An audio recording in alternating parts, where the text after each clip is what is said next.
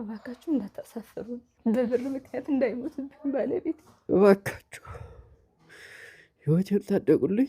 እኔ ምንድኛ ህዝቤን ላገልግል። አባት አልባ ልጅ እንዳላሳደግባችሁ እባካችሁ ለልጆቼ ስትሉ ሁሉ ያቅማችን አድርገናል። ወንዴ ምን አትርፉልኝ ማለት ፈልጋለሁ። ወንድማችን ለብዙ ዓመታት ህዝብ ሲያገለግል የቆየ በሙያው በነርስ ማለት ነው። በጣም የምንወደው የምናከብረው ወንድማችን በዚህ ደረጃ ማየታችን በጣም ያሳዝነናል። እባካችሁ ወንድማችንን ታደጉልን እያልን እንለምናችኋለን። ሰላም ጤና ይስጥልኝ። በመላው የዓለም ዳርቻ ላይ ሆናችሁ ይሄንን ቪዲዮ እየተከታተላችሁ የምትገኙ ኢትዮጵያውያን እህት ወንድሞቼ እንዳው በፈጠራችሁ አምላክ ስም ማጸናችኋለሁ። ስለ ወላድ ስትሉ ምንም አይከፈልበትም። የእናንተ አንዲት ሼር ይሄንን እዚህ አጠገቤ ታሞ ተኝቶ ያለው ወንድሜን ህይወት መታደግ ምክንያት ሊሆን ይችላልና አቅም ያላችሁ የቻላችሁ በገንዘብ የመርዳት አቅም የሌላችሁ ሰዎች ደግሞ ይሄንን ቪዲዮ መርዳት ለሚችሉ ሰዎች ይደርስ ዘንድ ሁላችሁም ቪዲዮውን ሼር በማድረግ እንድትተባበሩን በፈጣሪ ስም ማጸናችኋለሁ። ይሄንን ወንድማችን ያለበትን ሁኔታ ከራሱ አንደበት ሁሉም ነገር ተሰሙታላችሁ። እሺ፣ ስሜ ሀፍት መረሳ ይባላል። የመጣሁት ካለማጣ ነው።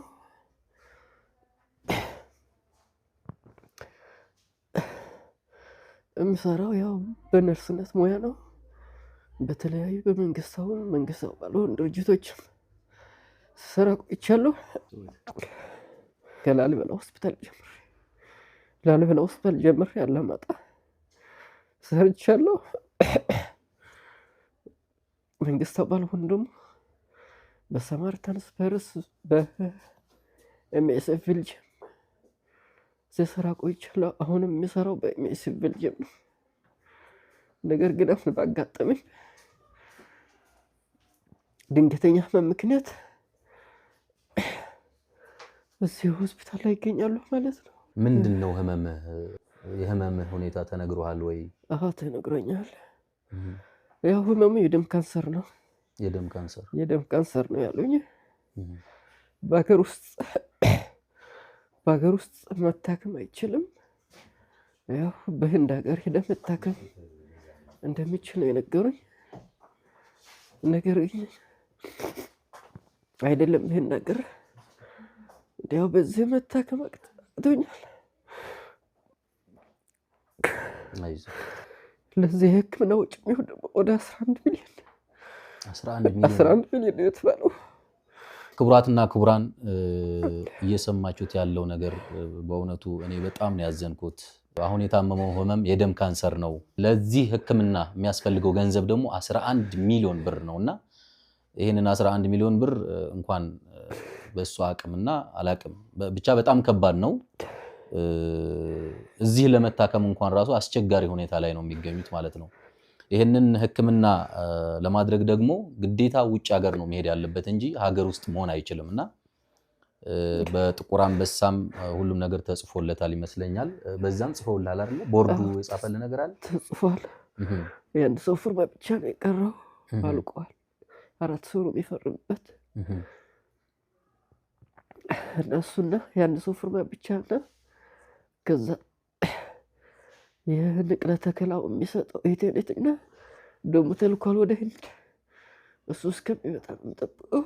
እንደአጋጣሚ ሆኖ እኛ ዛሬ ቪዲዮውን እየቀረጽን ያለነው ሌላ ቦታ ላይ ነን፣ ግን ኦሬዲ ለአንድ ወር ያክል እዛ ጥቁር አንበሳ ላይ ቆይቷል። አሁንም ቦርዱም ጽፎለታል። የአንድ ሰው ፊርማ ብቻ ነው የሚቀረው እያለን ይገኛል ማለት ነው። ያለንን ንብረት ሸጥን፣ ስለ ቤትም ሸጠን ቦታም ሽጠናል፣ ግን እስካሁን ምን ሊሞላልን አልቻለም። እና ባለቤቴም ለብዙ ህዝብ ሲያገለግል ነበር። ለኔም ለልጄም ለሁላችንም ሲሆንልን ነበር። አሁን እንደዚህ ተኝቶ አየዋለሁ ብዬ አንድ ቀን በቤቴ አስቤውም አላውቅም። ብቻ ግን የ11 ሚሊዮን ለኛ ከባድ ነው። ምክንያቱም እስካሁን ድረስ ወደ 600,000 ነው እዚህ ጋር እንኳን የጨረስነው። በየሆስፒታሉ ሲንከራተት ነበረ። እባካችሁ እንዳታሳፍሩ። ባለቤቴ በህይወት እንዲኖርልኝ እፈልጋለሁ።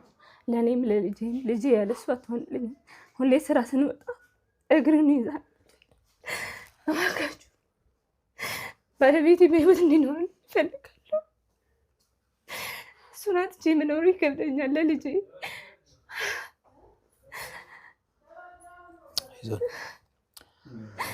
ልጄ አባት አልባ ልጅ እንዳላሳደግባችሁ እባካችሁ ለልጆቼ ስትል ነው። በብር ምክንያት እንዳይሞትብኝ ባለቤት የቻልኩትን እስከ መጨረሻ ሞክሬ ቢሞት እንኳን እኔ አይቆጨኝም። በብር ምክንያት እንዲሞትብኝ አልፈልግም። ይኸው ቤታችንም ሽጠናል፣ መሬትም ተሽጦ እስካሁን አልሞላልንም። እባካችሁ እንዳታሳፍሩ። እዚህ ጋር ያየሁትን ስቃይ እኔ ብቻ ነኝ የማውቀው፣ ማንም አያውቀውም። እባካችሁ በተቻላችሁ አቅም አግዙ። አይዞሽ። ሁሉ ያቅማችን አድርገናል፣ ግን ብሩ በጣም ብዙ ነው። 11 ሚሊዮን ነው። እኔ በቃ ማለት የምፈልገው ወንድሜን አትርፉልኝ ማለት እፈልጋለሁ። በመላው ዓለም የምትኖር የሰው ልጆች ሁሉ ወንድማችን ሀፍቱ መረሳ የራያ አላማጣና አካባቢያ ተወላጅ ነው። ወንድማችን የገጠመው ችግር በጣም ለራሱም እንደ ቤተሰብም በጣም ከባድና አስቸጋሪ ችግር ነው። ስለዚህ ይህንን ወንድማችን እባካችሁ በየትም የዓለም ዳርቻ ያላችሁ የሰው ልጆች በሙሉ ተከበራችሁ ኢትዮጵያውያን፣ ኤርትራውያን ሁሉ ወንድማችንን እንድታተርፉልን እንጠይቃችኋለን። ወንድማችን ለብዙ ዓመታት ህዝብ ሲያገለግል የቆየ በሙያው በነርስ ማለት ነው ህዝብ ሲያገለግል የቆየ በጣም የምንወደው የምናከብረው ወንድማችን በዚህ ደረጃ ማየታችን በጣም ያሳዝነናል። ወንድማችን የተጠየቀው ገንዘብ ከራሱም ከቤተሰብ አቅም በላይ ስለሆነ ምናልባት ለቤተሰቦቹ በጣም ከባድ ቢሆንም ለኛ ለአንድ ሰው ደግሞ የምንችለውን ብናደርግ የወንድማችን ህይወት ማትረፍና ማቆየት ስለምንችል እባካችሁ በድጋሚ እባካችሁ ወንድማችንን ታደጉልን እያልን እንለምናችኋለን። ለምታደርጉልን ማንኛውም ነገር በሙሉ እናመሰግናለን። እግዚአብሔር ይስጥልን። ወንድማችን ከእንግዲህ እንደምታዩት ነርስ ነው። ሰዎችን እንዳላዳና አሁን እሱ ያልጋ ቁራኛ ሆኗል፣ በጣም በሚያሳዝን ሁኔታ። አብሶ ደግሞ አላማጣ ታዳጊዋ ኢትዮጵያ የተማራችሁ ታዳጊዋ ኢትዮጵያ የብዙዎች ጀግኖች መፍለቂያ እንደመሆኗ ከዛ የፈለቀ ወንድማችን ነው። በጣም በሚያሳዝን ሁኔታ ነው ያለውና እባካችሁን ሁላችን እንድረስለት። በተቻለን አቅም ወንድማችን ለማዳን እንሞክር። እባካችሁ እየለምናችኋለሁ። ሀብቱ ወንድማችን በዚህ ደረጃ መሆኑ በጣም የሚያሳዝነው። ሰው በህይወት እያለ ነው መርዳት፣ በህይወት እያለ መተጋገዝና ከሞተ በኋላ ማዘኑም ትርጉም ስለሌለው ሁሉንም ኢትዮጵያውያን እባካችሁ የወንድማችን እናግዝ።